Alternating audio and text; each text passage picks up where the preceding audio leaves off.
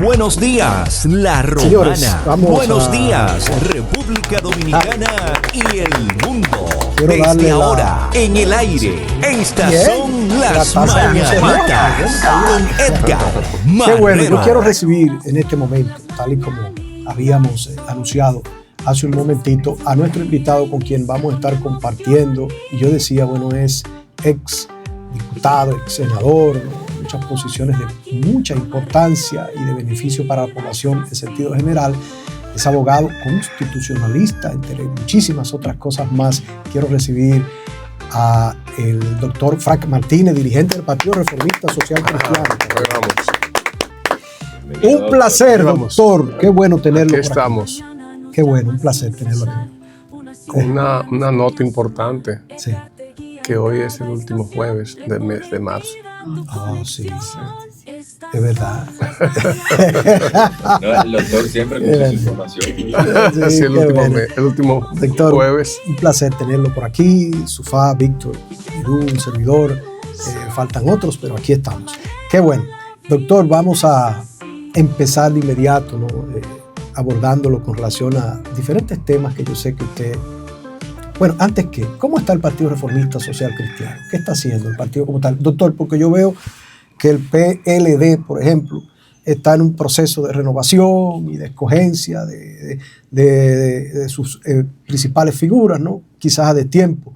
Lo propio hace también el partido La Fuerza del Pueblo y todo lo demás. Pero ¿qué está haciendo el Partido Reformista? ¿Se está renovando? ¿Qué está haciendo? ¿Qué nosotros tuvimos un evento de la UPLA, que es la Unión de Partidos Latinoamericanos, del cual somos parte, y a partir del mes de julio de este año comienza el proceso interno para la redefinición y rediseño del orden estatutario, la parte de análisis que corresponde al tema de liderazgo. Habrá cambios profundos para promover el liderazgo territorial y además otras ideas que van a surgir del Congreso que el partido va a celebrar.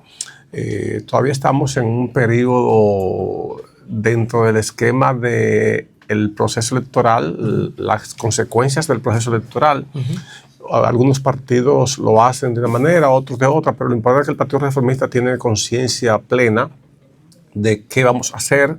Estamos trabajando ahora mismo auscultando las informaciones, las percepciones que tienen los dirigentes de un gran levantamiento que se hace como forma de documentar y poder entonces asumir hacia las tareas que nos corresponden. Yo pienso que habrá cambios importantes en torno a la forma de cómo el partido conducirse y además promover el tema del liderazgo, que es la clave. Esa es una de mis propuestas principales, tomando en cuenta a John C. Maxwell y Brian Tracy, que son de los autores principales en materia de liderazgo que yo siempre he estado dando seguimiento. Pienso que es una buena oportunidad para dar impulso al proceso crítico de pensamiento, de análisis, porque la politiquería le ha estado ganando la carrera a la política como ciencia, y eso alguien puede ganar como politiquero, pero al final quien resulta derrotado y pierde es la población. Pero doctor, nosotros no estamos llenos de politiqueros. Claro que sí. Hay más politiqueros que política como tal. Sí. La política es una ciencia. ¿Y cómo vamos nosotros de alguna manera a enfrentar eso? Porque, ¿qué le digo? La gente le gusta mucho dentro de la politiquería. Hay muchas cosas que se ponen de manifiesto, como la dádiva, como, ¿qué le digo? El dame lo mío, muchísimas otras dame cosas. Dame lo mío, toma lo tuyo. Exactamente, ¿verdad? Entonces, ¿cómo erradicamos nosotros la politiquería? Porque mucha gente está acostumbrada y vive de eso mucha gente. Sí, claro. Claro, porque además es una forma peculiar de mantener a la gente en el círculo vicioso. Sí, y nosotros necesitamos romper el círculo vicioso e irnos a un círculo virtuoso. Sí. Bueno, pudiera ser inclusive tomar un consejo de Gilberto Santa Rosa, que acaba de convertirse en dominicano. Sí. Y entonces él tiene una hermosa canción que es La conciencia y la razón. Sí, claro. La conciencia me dice, pero me dicta el corazón. Y la razón. La razón, perdón. Zufali, adelante. Un placer, señor Frank, de verdad tenerlo aquí nuevamente. honra a quien honra merece. Así es. Su trayectoria política es muy larga y muy extensa y realmente hemos aprendido muchísimo. Pero yo tenía una preguntita, aparte de darle la bienvenida. La política, o sea, ¿cómo le explico? ¿La campaña se acaba cuando ganan las personas o podemos seguir la campaña todo el año? No. Aquí se sigue todo el año, No, doctor. la campaña tiene la ley electoral, en este caso la ley 2023, señala los periodos de campaña, y la otra ley, que es la ley de partidos políticos, la 3318, indica los periodos inclusive de pre-campaña.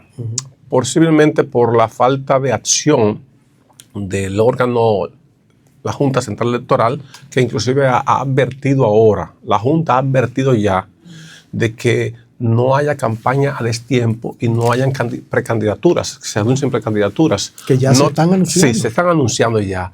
No obstante eso, la política como ciencia es de todos los días, es permanente, porque tiene que ver con la libertad, tiene que ver con la igualdad de ciudadanos, tiene que ver con la libertad de cultos, tiene que ver con los derechos y garantías que tenemos todos los dominicanos. A pesar, por ejemplo, que tú le preguntas, yo estuve, bueno, en la universidad lo viví, y recientemente estuve en una conferencia, y todavía el 99.9, posiblemente es un valor muy alto, pero le preguntamos a la gente, ¿qué pasa?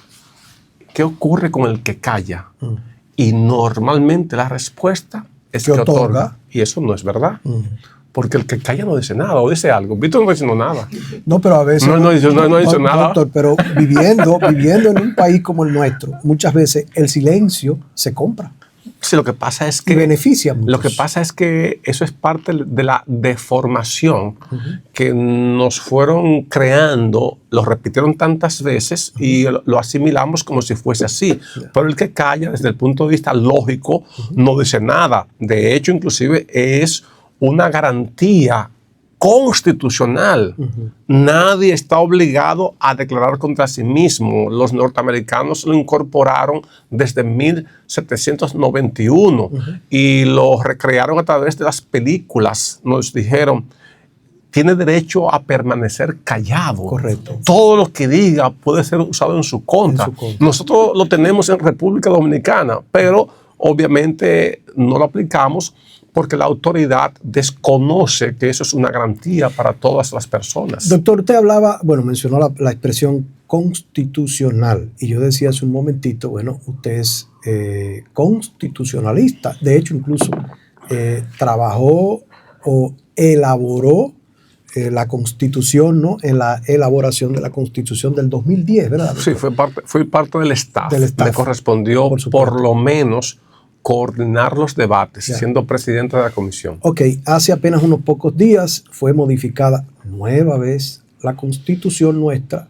para, colocarle un candado que yo digo, de mi punto de vista, no tiene mucho sentido, porque la ley dice como tal que usted es presidente, se postula una vez más y ya. Sin embargo, pues el primer mandatario de la República quiso colocarle un candado y muchísimas otras cosas más a la Constitución para impedirse a sí mismo el deseo de quedarse, ¿no? De alguna u otra forma buscar la reelección. Esta modificación que se le hizo a la Constitución en este momento, desde su punto de vista, ¿tiene sentido? ¿Está bien lo que se hizo? ¿O básicamente es algo que sencillamente pues se puede de alguna u otra manera en su momento también modificar? Porque ya hay quienes están hablando de la posibilidad de que eso se lleve al Tribunal Constitucional y finalmente se modifique, ¿no? Ese artículo, no sé, edifíquenos. Mira, y que el presidente pueda volver a aspirar. Uno de los grandes problemas que tenemos es el rezago, el atraso en estos temas. Inclusive en la Constitución del 2010 se incorporó el artículo 63, numeral 13, en el cual yo tuve la oportunidad de presentar una propuesta final para garantizar la convivencia pacífica, promover los símbolos patrios, los derechos y garantías fundamentales.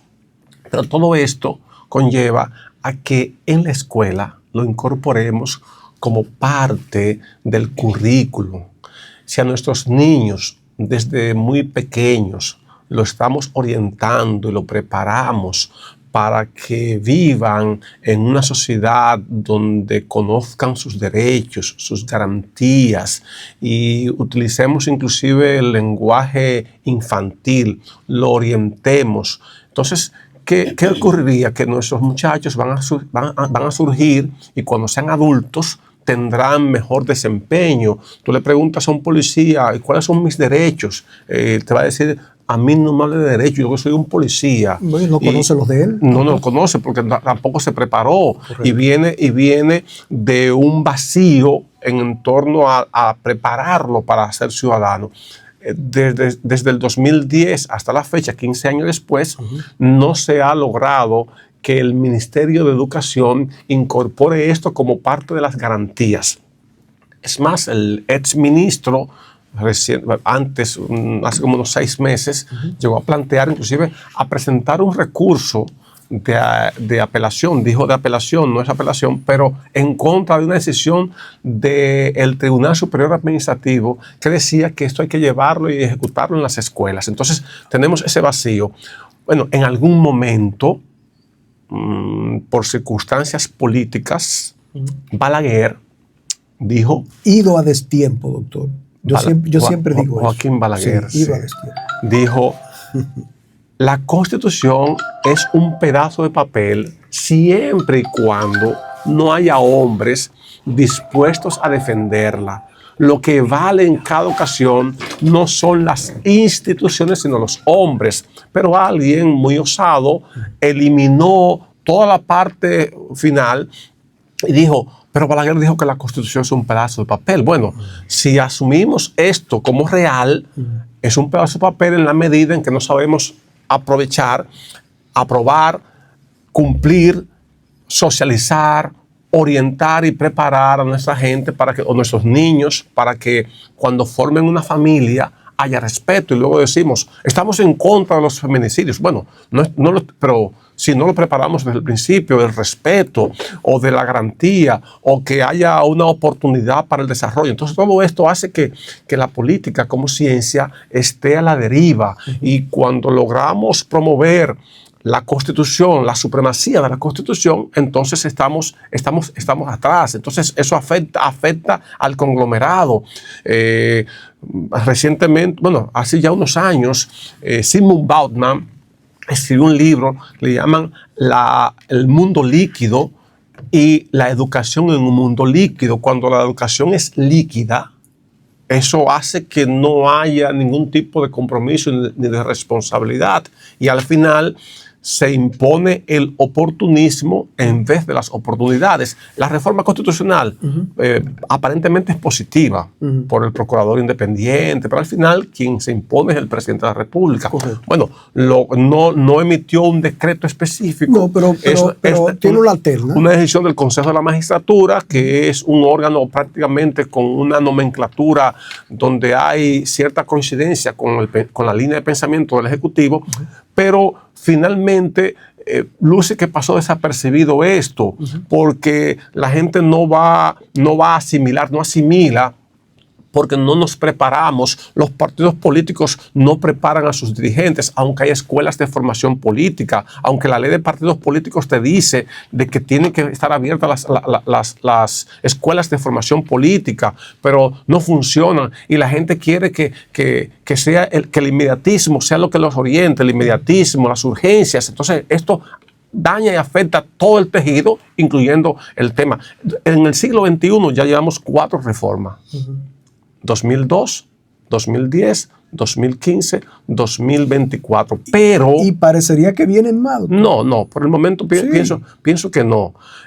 A pesar de porque todo el que llega con su librito. Sí, pero eso nos retrata de que estamos volviendo a la etapa de, aunque no tenemos una montonera, la montonera es el periodo de 1865 a 1899, donde en 34 años hubo 28 gobiernos y cada gobierno buscaba la forma de tener su propia constitución, porque Santana, para establecer la base de la estructura del Estado, prefirió desnaturalizar la Constitución libertaria y se llevó al plano de promover poderes absolutos, incorporando el famoso artículo 210. Todo esto nos lleva, y cuando se hace la primera reforma de febrero del 54 para dar sentido a lo que fue el criterio y las ideas trinitarias, entonces Santana ese mismo año en diciembre logra de nuevo tener el poder e incorpora de nuevo el autoritarismo como mecanismo de control y de poder. Y ahí, desde ahí, a partir de ahí, aunque vino la Constitución de Moca el 58, y todo esto nos ha llevado a que en una circunstancia determinada alguien que está en el poder quiera su propia constitución a su manera. Doctor, ¿estamos preparados nosotros para una candidatura independiente? Es decir, para que aquel que no tiene un nicho político, ¿no? Un partido político como tal, como nicho, ¿no? Y quiera de alguna u otra manera aspirar, pues pueda lanzar su candidatura. ¿No podría esto, dicen algunos, hacer que se cuelen probablemente gente que de alguna u otra manera no tiene la condición, pero sí tiene la popularidad, y crear un caos, una situación de dificultad en el país, como pasa o ha pasado en Venezuela y muchos otros países? Bueno, siempre han existido posibilidades de candidaturas independientes. En el 66 hubo candidaturas independientes.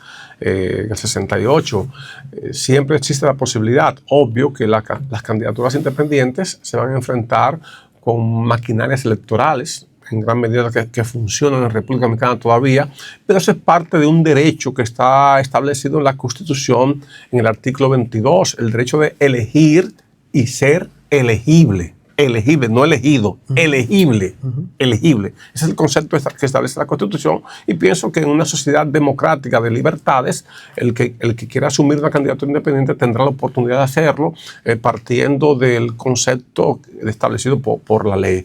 Escucho que después de la sentencia del Tribunal Constitucional hay aprestos para reglamentar o para modular el criterio de la posibilidad de candidaturas independientes, pero son parte del rejuego democrático. Algunos. Adelante, Sofía. Sí, mire, muy interesante lo que usted estaba comentando acerca de la educación. De que usted me habla a mí de educación a los infantes, me tiene comprada, porque yo digo que los niños y los jóvenes son la fuerza del pueblo. Lo dice la palabra, ¿verdad? Cuando un niño... O sería la materia prima del pueblo. Sí. Y que si un niño crece con esa educación, con civismo, que ya se ha perdido, no me importa. Se incorpora a la educación cívica. Está en la Constitución. Está plasmada. Pero no se ha ejecutado. Ahí vuelvo de nuevo. Es que lo mismo de siempre. O sea, como decía el señor Edgar, está todo. Nosotros tenemos todas las leyes, tenemos todos los parámetros para ser un país integral, totalmente. Ni Suiza nadaría por los tobillos. Pero no hay régimen de consecuencia y tampoco se aplica. O sea, qué lindo que tengamos el botiquín de primeros auxilios y no lo usemos cuando hay una necesidad. Entonces, sería bueno que tomemos en cuenta esto, de que la educación es tan importante para los niños, pero que se aplique en las escuelas. ¿Cómo logramos nosotros, o cómo usted cree, en su experiencia de muchísimos años, de ver cómo la sociedad... Tanto. El doctor no es tan viejo. Yo soy seguidor de Nini Cáfaro. Soy seguidor de Nini Cáfaro. Nini Cáfaro, estoy seguidor de él porque él ha dicho que ha visto en 40 años, ha visto a los demás envejecerse. Claro, yo también. O sea, yo misma veo muchísima gente que está vieja. Yo no envejezco. Pero ¿qué le digo? Que es importante. ¿Y cómo usted cree, en su experiencia y todo lo que ha vivido, de cómo nosotros como sociedad actual podemos volver al principio, al génesis, como dice Héctor? En ese caso, o sea, cómo hacer que esas leyes se implementen de manera integral. O sea, es que es muy lindo, se escucha hermoso, que hay que hacer esto, pero cómo nosotros, como los educadores, como los centros educativos, pueden implementar el civismo, que se ha perdido. Yo estoy totalmente frustrada con eso, Héctor. Víctor. Es así, porque si las leyes están, se está todo plasmado ya, que nos impiden que eso se pueda hacer. O sea, ¿qué es lo que pasa? ¿Qué cuesta tanto? Mira, interés, doctor. Mira, lo primero es que la Biblia, el libro por excelencia, nos dice: instruye al niño en su camino, Correcto. y más cuando fuere viejo no se apartará de él.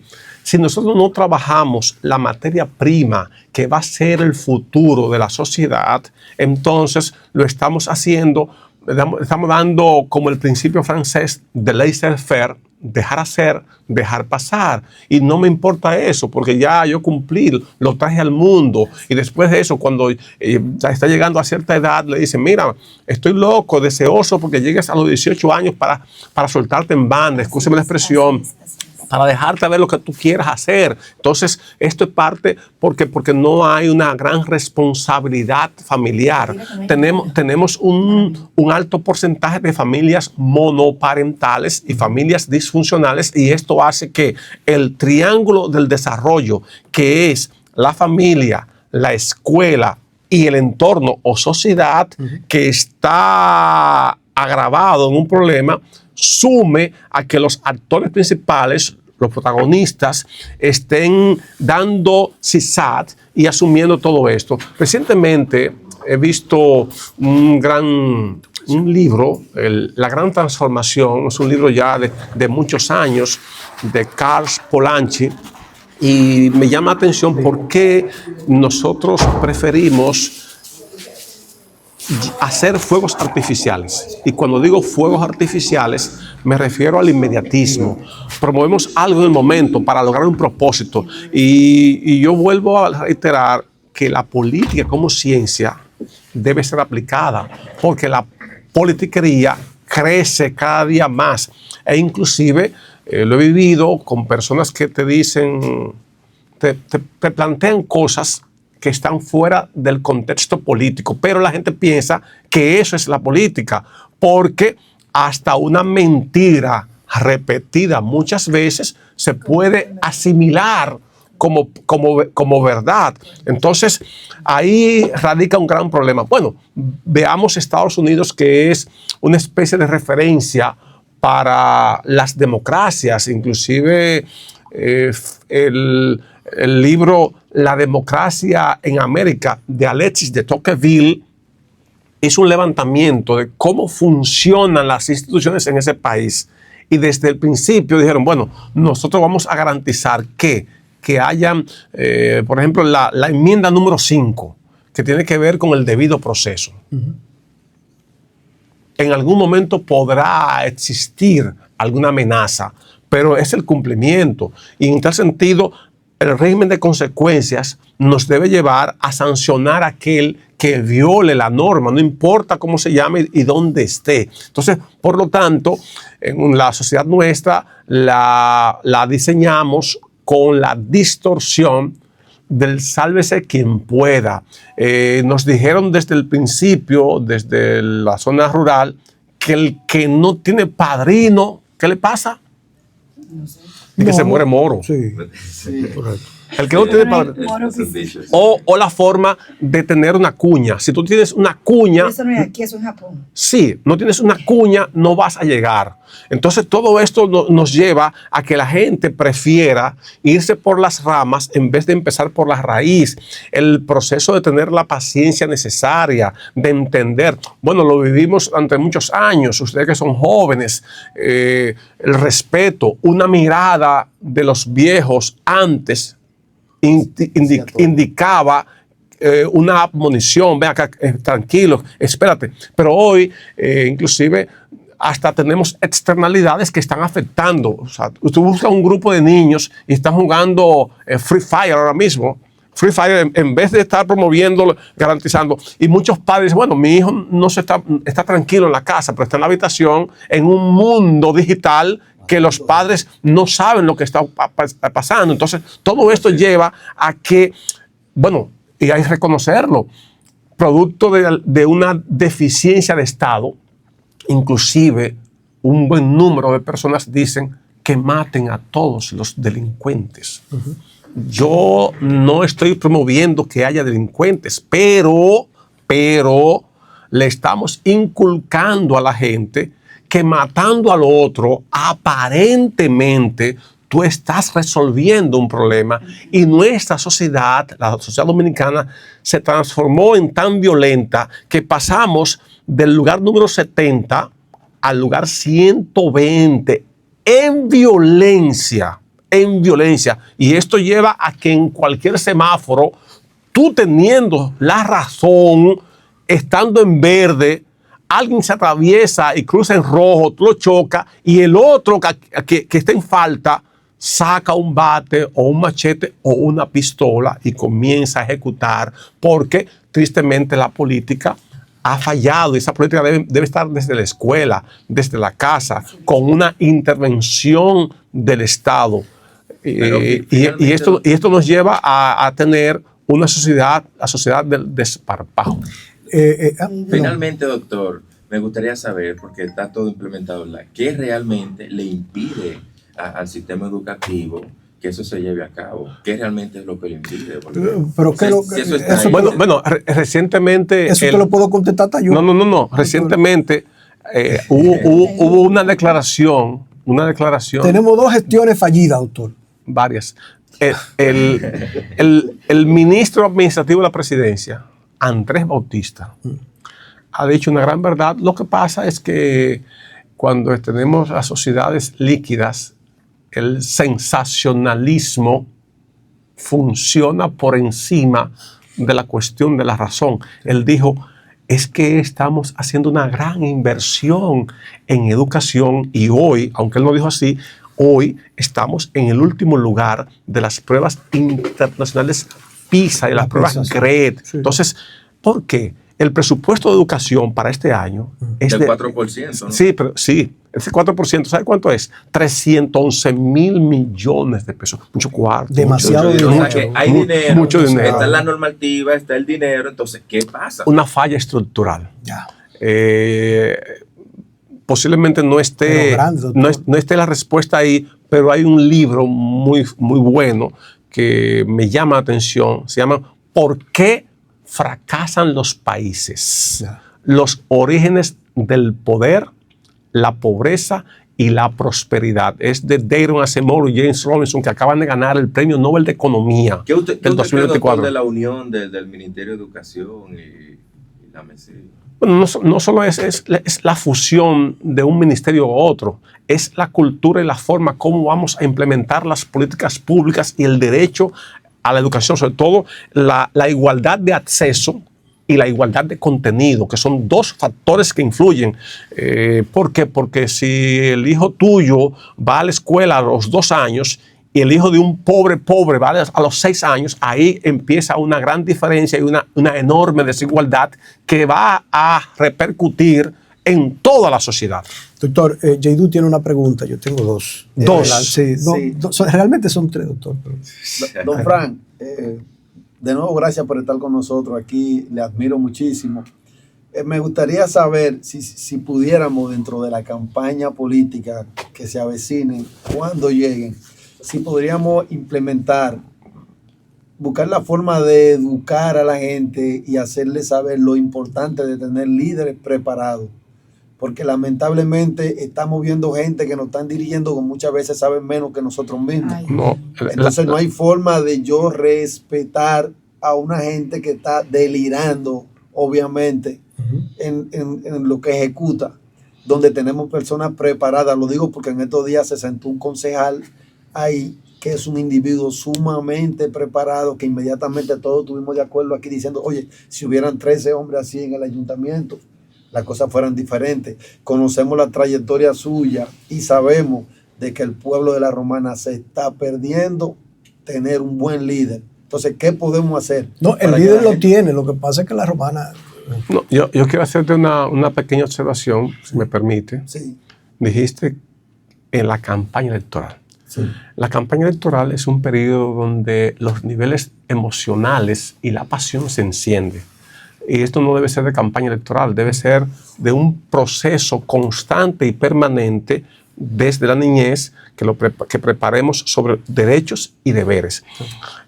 Ya conocemos a dos personajes que nos dejaron frases muy importantes. El caso de Eugenio María de Hostos, que te dijo: ningún hombre es más fuerte que aquel que cumple con su deber.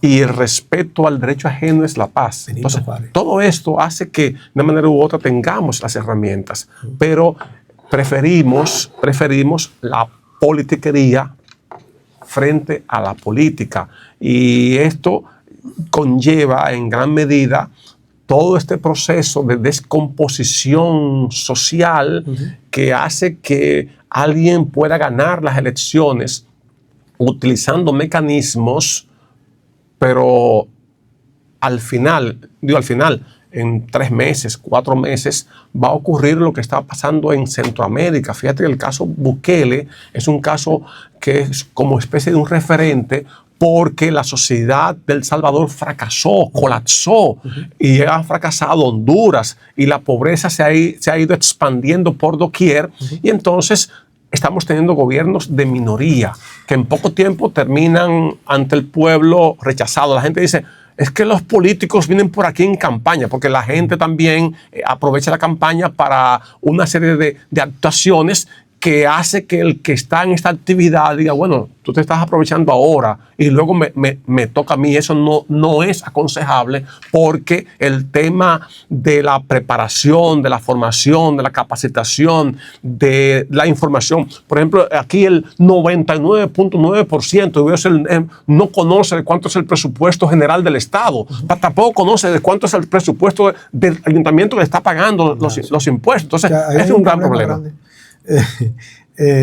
Quiero hacer una pregunta al doctor. Sí, importante, no quiero que pase esto. Yo estuve leyendo que hay una legisladora, creo que es, que ella está hablando de eso, que solicita al presidente que explique qué pasa con todas las multas que cobran, ¿de dónde va ese dinero? Primero, la legisladora, no sé quién es, debemos respetarla, debe solicitarla a la Procuraduría General de la República, no al presidente. Creo que eso fue lo que no al presidente. Ella puso el estribillo de que Luis Abinader, el presidente, nuestro presidente actual, tenía que estar de manera transparente qué está pasando con los impuestos, la fiscalización que hacen, las multas en la carretera, cuando se meten en el medio, los amigos, esas cosas. Pero todo eso es parte del tema de la transparencia y del conocimiento de cómo funciona el Estado. Saberlo, ¿no? Porque ella tiene mecanismos para solicitarle, para invitar a la procuradora a que vaya al Congreso. Eso es fiscalización. Doctor, a propósito de fiscalización, a propósito de transparencia, usted mencionó esa expresión hace un momentito, a propósito de muchas otras expresiones que usted ha mencionado aquí en este momento. Usted, como dirigente del Partido Reformista Social Cristiano, partido que gobernó la ciudad 4 años, ¿no? Bueno, ha estado en oportunidades, pero en los últimos 4 años gobernó la ciudad a través de la municipalidad, ¿no? En la alcaldía de La Romana. En este momento, obviamente, tenemos un alcalde, tenemos otros dirigentes, ¿no? Que están allí ocupando el palacio municipal. Pero yo quiero que usted nos dé su opinión a propósito de lo que se está aconteciendo precisamente en esta gestión. ¿Qué usted opina de lo que se está o lo que se dice que de alguna u otra manera está pasando en la gestión municipal que en este momento nosotros tenemos, ¿no? Obviamente ya no está el Partido Reformista, hay otro partido, y yo quisiera saber su opinión, porque lo que nosotros escuchamos, y Yeidú hablaba hace un momentito aquí, de que teníamos en el día de ayer precisamente un concejal que lo que nos dijo ese concejal a nosotros nos dejó, ¿cómo le digo? ¿Qué le digo? No dejó. ¿Cómo es esto? O sea, ¿cómo se está aconteciendo o cómo se suceden cosas así en caso de que fuese verdad y no hay, como dice Sufa, régimen de consecuencia? Mira, no conozco las interioridades de lo que está ocurriendo. Simplemente he estado observando algunas intervenciones Lo recomendable en todo esto es que se aplique el Evangelio de San Juan, conoceréis la verdad y la verdad os hará libre, que haya documentaciones que puedan realmente corroborar o no.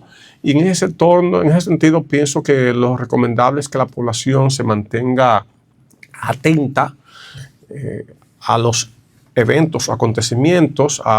He visto que ha habido citaciones para la Fiscalía de la Romana y otros aspectos, pero al final la población requiere de que hayan autoridades en el orden municipal que cumplan con su función, que están establecidas en la ley 176-07, y que además cada peso que ingresa o cada peso que se gasta, se sepa cuál es el fundamento del mismo y si está en consonancia con el presupuesto aprobado. En ese sentido, también entiendo que a veces la autoridad ejecutiva no tiene todos los controles sobre los diferentes departamentos, y para eso se requiere también de que hayan personas con la preparación para que asuman tareas en las diferentes instancias. En ese sentido vamos a esperar para poder entonces tener la realidad de lo que está ocurriendo en el ayuntamiento municipal o en cualquier ayuntamiento. ¿La Romana se merece otra crisis, doctor? ¿Otro problema, otra situación más? Mira, en la viña del Señor porque nosotros hemos tenido otras crisis incluso hace muchos años en donde, obviamente, esto no viene al caso, ¿no? Pero yo le explicaba a una persona el día pasado, digo, no, nosotros inclusive en una ocasión hasta un regidor perdió la vida como consecuencia de una problemática, ¿no?, que se produjo. O sea, han habido muchas situaciones, ¿no? En 70 más o menos. Más o menos. Pero de todas maneras... La Romana merece ruido otra vez, doctor. No, bueno, hay que ver el fundamento del ruido, o si es una escaramuza en la coyuntura, pero lo recomendable en todo esto es que se imponga el criterio de Baltasar Gracián, el arte de la prudencia. Y la prudencia implica soluciones a los problemas de la comunidad y que las mismas estén amparadas en lo que determine la ley. La ley y la forma de cómo cumplir con la ley 176, sobre todo en el artículo 21, que te indica cómo se hace el gasto, cómo se especializa el gasto. Entonces, a partir de ahí, que es un 40% para obras, un 31% para servicios, 25% para nómina y un 4% para educación, salud, deportes. Pero todo esto hace que en gran medida los regidores, que son los representantes de la comunidad, cumplan con su mandato y su función, y la alcaldía entonces le presente la visión de ejecución para que esté en consonancia con el pueblo. Pero doctor, muchas de las denuncias que se hacen, entre muchísimas otras cosas, provienen precisamente de su partido, de la bancada de su partido, porque tenemos allí una concejal que, entre otras cosas, obviamente, ha hecho de conocimiento público muchas situaciones que se vienen dando, supuestamente, ¿no?, en la alcaldía de La Romana. Por eso le pregunto. Mira, bueno, he visto 3 regidores. Hay uno del Partido Reformista y 2 del PRM. Lo que yo he visto, 2 del PRM, 1 del Partido Reformista.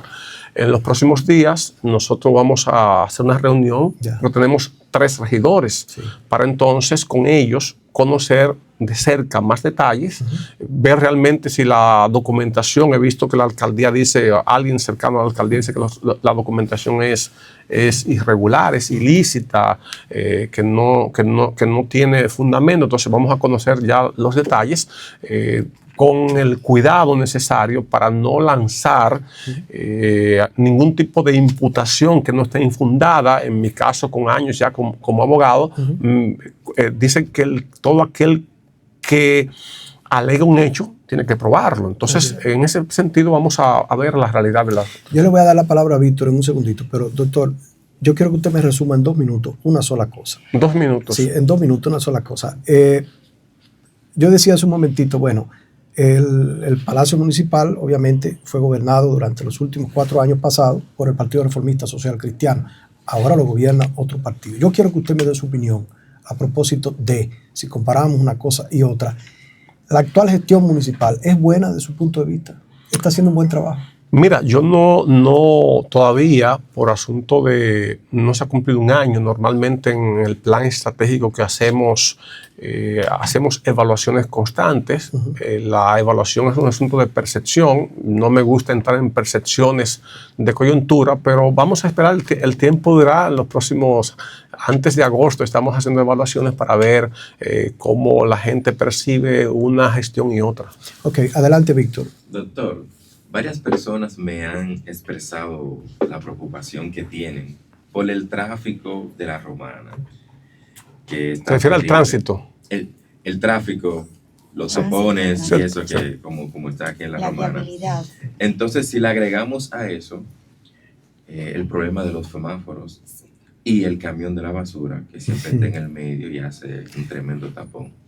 Me gustaría saber, usted con la experiencia que tiene, doctor, y que ha pasado ya por diferentes instituciones, ¿verdad? Me gustaría saber qué usted opina, qué usted cree que se puede hacer con eso, porque realmente que el pueblo de la Romana no aguante el tráfico. Pero el doctor no va a aspirar a ser alcalde. pero que no. Que como no ciudadano, como ciudadano, sí. una opinión. Bueno, vamos a partir de lo siguiente. La flotilla vehicular, el número de vehículos ha aumentado en todo el país y la Romana no está ajena a esto.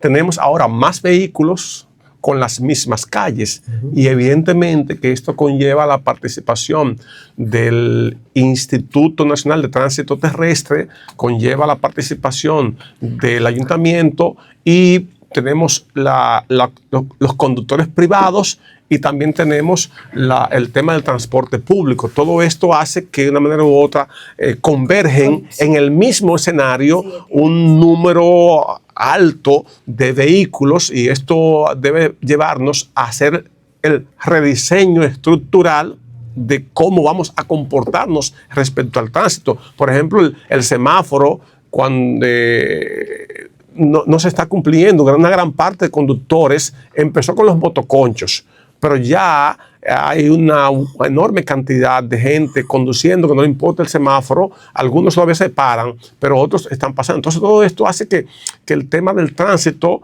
debe ser tomado partiendo de la realidad que tenemos, de cómo vamos a implementarlo hacia el futuro y en el sentido general, pienso que hay una conducción a veces temeraria. Todo también tiene que ver con los vehículos que antes eran mecánicos, ahora son automáticos. Entonces, muchas personas están consiguiendo licencias rápidas, no tienen la madurez y la formación necesaria para conducir y todo eso agrega situaciones. Bueno, vamos a otra parte. Ahora el Intran está planteando el uso del alcoholímetro por un lado y de las pruebas antidumping. Todo esto es un conjunto de causales para entonces hacer los levantamientos correspondientes y hacer la propuesta de cómo vamos a lograr tener un tránsito adecuado donde haya respeto entre las personas. ¿Usted ve viable, doctor, cambiar el horario de la recogida de la basura? Pienso, bueno, eso es parte de lo que podemos hacer, pero también tenemos un asunto de educación. Hay gente, tú le pones un horario y cuando pasa el camión, entonces saca la basura. Eso no tiene sentido. Y Entonces tenemos que trabajar. La Romana genera muchas toneladas de basura. Al final lo que estoy viendo es Educación. la reeducación. Educación. Clave. ¿Usted cree que se podría, perdón, me estoy robando? No uses esa expresión. Estás dando sentido para que los oyentes se informen. Correcto. Perdón, disculpo. Estoy dando sentido. Sí. ¿Usted cree que la Romana, como ha crecido y tiene toda la razón, que la tiene, pueda haber una viabilidad, pueda haber una reestructuración de calles, se puedan ensanchar? Reordenamiento, ¿correcto? Sí, ¿Usted cree que la Romana tiene la capacidad para abrir nuevas calles o reordenar? Mira, en algún momento alguien cuestionó, no sé cómo se llama esto, la apertura que hizo la gestión de Tony Adames frente a la Universidad OIM. Muy buena. De Villa Pereira para la Padre Abreu, en ambas direcciones, de Villa Pereira a la Gregorio Luperón. Muy buena. frente al estadio en la sí, Coral, y frente al polideportivo. Correcto. Y en la parte de la Camaño también hubo ahí creo que hubo dos aperturas. Sí, No sé sí.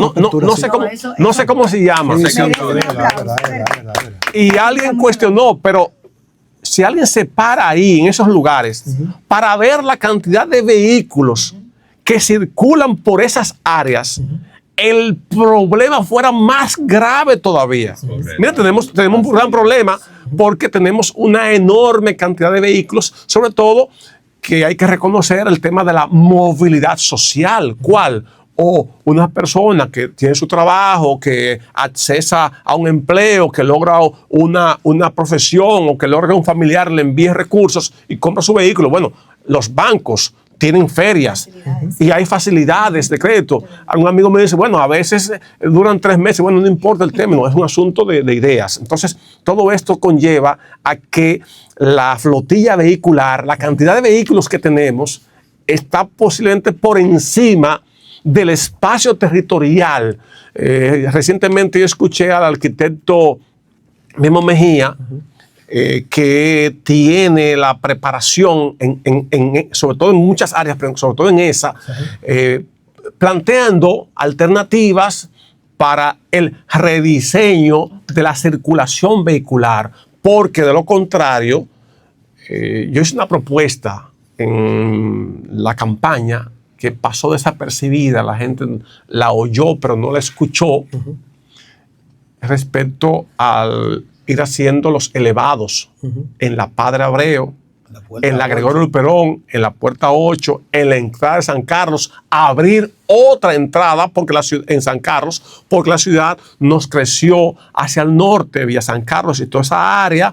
Entonces, todo esto conlleva a que durante el momento de lo que es la zafra, cuando está cruzando el tren, Correcto. la ciudad se paraliza. Y si no lo hacemos dentro de 10 años, posiblemente yo no esté en la tierra, pero la gente se va a recordar que los tapones van a llegar aquí a la A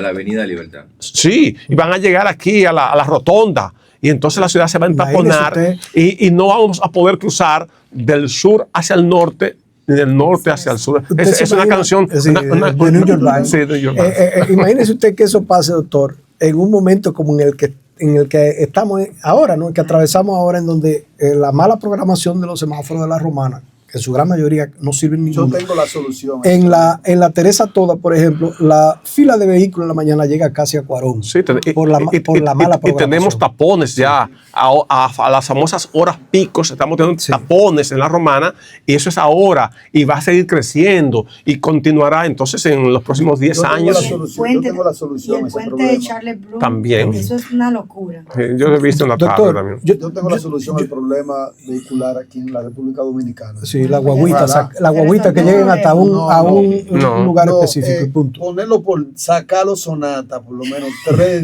días a la semana, sacarlo sonata. No, porque eso se parece, Ay, Dios Yaidu, mío. escúchame, se parece a aquella famosa solución. Bueno, murió recientemente José Rodríguez Soldevila.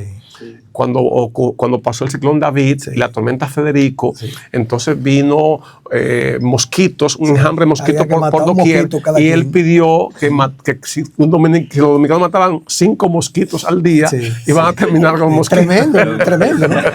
Doctor, yo tengo El Sonata es un mecanismo de adquisición de vehículos con un precio más cómodo, esa es la realidad. Sí, pero un día, sacarlo por lo menos 2 días a la semana, eso me ayudaría. Ese día el que tiene O sea, sonata, tú dices que, bueno, sacarlo, No, dejarlo no. en su o sea, casa. tu ese opinión día. déjenlo es que sonatas, los sonatas son los Es problemas. que No, porque se incendian. tenemos muchas En marcas. todos los tapones Tenemos muchas marcas. hay Siempre 50 sonatas. También, Un también día está para en cada marca. la conducción. No, Como hacen en México se hace eso. bueno, en México porque tiene 110 millones de personas. Aparte de eso, yo quiero escuchar las 2 preguntas. No, yo tengo 2 inquietudes. Pero Una me la escriben y otra la me tengo. dijo 2 minutos y Sí. yo quiero circunscribir el No, tiempo. una me la escriben, Sí. me la escriben hace un momentito, alguien me escribe y me dijo, pregúntale al doctor Fran Martínez, me imagino que muy bien, excelente, ¿cómo está su relación con el exalcalde Tony Adames? Bien. Ese es uno. Muy buena. No, usted me la va a abundar ahora. Ya yo le dije, ya muy buena. Ah, ya. Sí, muy buena, muy buena. Excelente, sí. bien. Sí, siempre estamos en contacto y y en gran medida Tony está en un proceso de recuperación. Con terapias, y eso es parte, es un proceso que puede ser largo. Sí. Ya no soy profesional del área, pero sí, inclusive he visto que ha estado mejorando bastante. Ya. La pregunta el que sábado y para Tony el sábado. Ya, sí. muy bien. Yo vi video ayer, muy restaurado, gracias a Dios. La pregunta que tengo, doctor, la relaciono con la Cámara de Cuentas, o la Cámara de Cuentas, ¿no? Se está escogiendo en este momento a los nuevos incumbentes, las personas que van a dirigir como tal la misma. Se habla de que los que están hasta este momento han manejado un presupuesto de unos 6.400 millones de pesos aproximadamente. Hay quienes dicen incluso que deben ser auditados, encausados para determinar hasta qué punto ciertamente ese dinero se manejó bien o se manejó mal en función de las auditorías que se supone debe de estar o debieron haber hecho durante todo este tiempo una Cámara de Cuentas cuestionada por demás desde la cabeza hasta el final. Yo quiero que usted me dé su impresión a propósito precisamente de la misma, ¿no? Y la escogencia como tal, porque los que están muy preparados, todos los que están muy preparados, los que están en este momento postulando también lo están. Sin embargo, ha sido todo esto como los dominicanos como tal estamos defraudados con la actual Cámara de Cuentas o de Cuentos, ¿no? ¿Qué tenemos? Bueno, tristemente el proceso de la Cámara de Cuentas ha estado cuestionado. Bueno, hay que recordar que en el 2008 se produjo un juicio político, siendo yo diputado, y yo era parte de la comisión, donde evaluamos el desempeño y el hallazgo de faltas graves. A partir de ahí surgió un proceso y ahora... Pero eran otros jueces. Los actuales, sí, no, otros jueces. Los actuales han fracasado.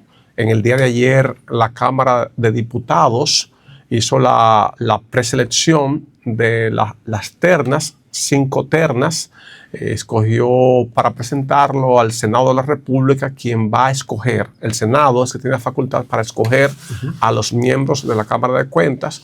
Esperamos que la experiencia vivida pueda dar soporte para tener con un órgano, es el órgano de auditoría externa del control, que inclusive presenta un informe al Congreso en el mes de abril de la ejecución presupuestaria. Entonces, ahí deben estar personas con preparación, ciertamente, con mucha capacidad, pero al mismo tiempo, y le decía yo ayer a un diputado amigo mío, que debe existir un proceso que no se hace de los niveles de inteligencia emocional que tenga cada uno de los integrantes. Porque ahora inclusive ha habido hasta acusaciones de acoso sexual, de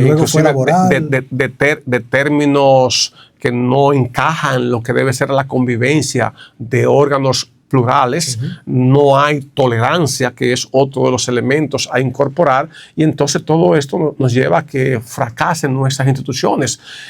Pienso que es una buena oportunidad para que la Cámara de Cuentas pueda devolver a la población la confianza. A propósito de un libro de Stephen Covey, se llama El Factor Confianza, el único factor que lo cambia todo. Entonces, pienso que la población requiere, no solamente en esa instancia, ha aumentado el número de personas que no cree en la política, a pesar de que no cree, de que promueve la politiquería, la policía, los jueces. Entonces, si la población no cree, doctor, en el funcionamiento del Estado, ¿qué va a ocurrir? Doctor, 6.400 millones de pesos, no es mucho dinero. Mucho dinero, sí. ¿Y qué hicieron esa gente? O sea, ¿qué usted entiende? Porque los resultados como tal del trabajo que ellos supuestamente hicieron no se ven. No le va a sacar la candela, pero es menos que 311.000 millones de educación. Un total desastre. Doctor, mire, casi estamos terminando, pero me gustaría saber su opinión a propósito de estos anuncios desclasificados y cómo la historia hasta cierto punto parecería ser que cambia, ¿no? En función de lo que fue el sátrapa y muchas otras cosas más. con estos informes del FBI y todo lo que está saliendo a propósito en el país, ¿no? De Trujillo, de las hermanas Mirabal y todo lo demás. Me gustaría que usted me dé su opinión. Mira, hay un personaje... Hay quienes dicen que todo lo que publica el FBI no es creíble. Latinoamericano de nombre Andrés Oppenheimer, Sí. en un libro que se llama Basta de Historias, él dice que los latinoamericanos nos damos mucho sentido al tema de vivir del pasado, en las historias. Yo prefiero, independientemente del informe, de los hallazgos, circunscribirme a una frase que la veo como si fuese parte de analizar al ser humano en sus complejidades. La Biblia dice que nadie es perfecto aun uno. Dice la Biblia. Y este autor, que lo voy a dejar anónimo, dice que la historia de todo hombre y mujer es una suma de errores y de aciertos. Sí, correcto. Muchas de las cosas que nos hicieron más infelices pudieron ser evitadas. Y al final dice, qué hermosa sería la vida si tuviéramos la oportunidad de vivirla en una segunda ocasión con la experiencia ya ganada en la primera. Eso es parte de elementos. Lo malo es que usted se viene a dar cuenta o viene a adquirir ciertamente experiencia cuando en la mayoría de los casos ya el tiempo se le fue. Se ha pasado. Es decir, uno ya aprendió precisamente de los desaciertos, ¿no? Sí. Que eso es lo que lamentablemente a nosotros... Pero Trujillo no debió haber surgido en República Dominicana. Lo surgió por la ambición excesiva de poder de Horacio Vázquez. Horacio Vázquez, cuando se acuñaron la frase, Horacio o que entra el mar. Y entonces vino la dictadura por 31 años. De Trujillo a la fecha, doctor, y con esto termino, ¿algunos otros presidentes más no debieron surgir? Acontecimientos que se dan en un momento determinado. Qué bueno. El doctor Fran Martínez.